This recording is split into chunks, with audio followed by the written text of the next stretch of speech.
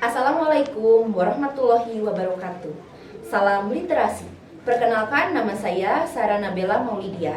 Saya adalah guru pembimbing literasi di SDN Topak Mangyu, Kecamatan Pasir Jambu.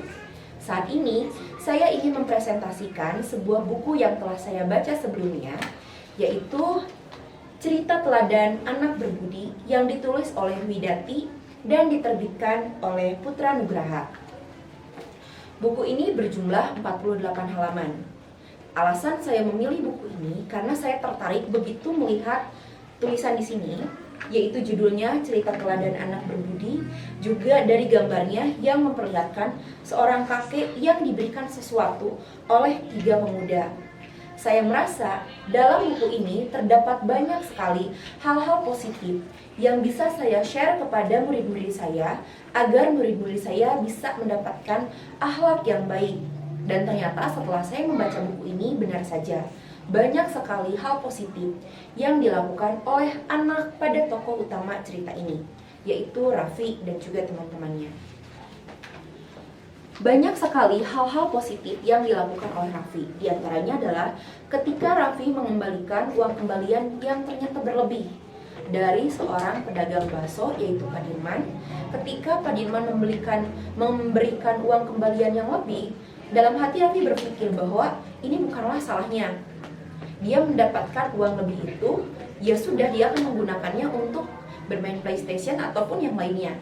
Karena Raffi tidak merasa bersalah karena dia tidak mencurinya. Tapi di satu sisi dia juga berpikir bahwa uang ini adalah bukan miliknya.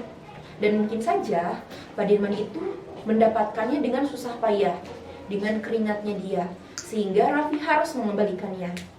Setelah Raffi berpikir keras, sehingga akhirnya dia memutuskan bahwa dia tidak boleh menggunakan yang bukan haknya, sehingga dia bergegas untuk mengembalikan uang kembalian itu.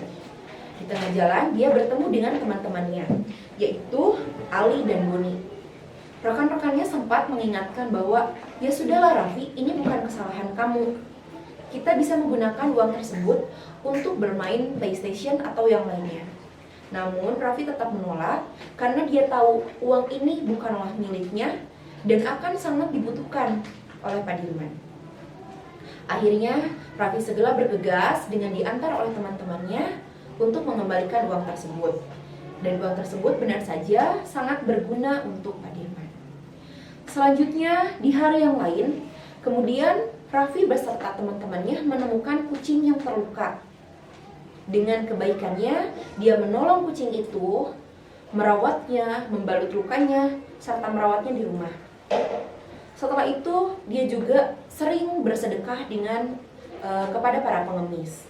Hal baik yang dilakukan oleh Raffi dan kawan-kawannya pun ialah dia membantu mendorong mobil yang mogok. Sangat baik sekali Raffi ini.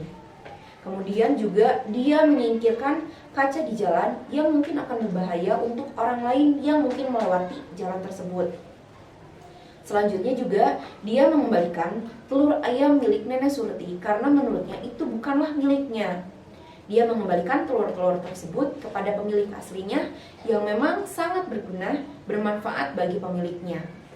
Kemudian juga ketika temannya yang bernama Untung mendapatkan masalah dari finansialnya, dia tidak bisa mengikuti perlombaan taekwondo karena tidak memiliki uang untuk bayaran.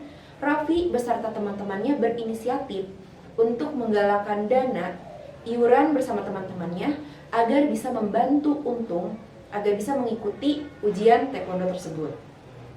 Setelah itu juga Raffi meminjamkan jaket untuk temannya yang sakit karena temannya itu sangat membutuhkan, sehingga Raffi dengan kebaikan hatinya meminjamkan jaketnya kepada temannya.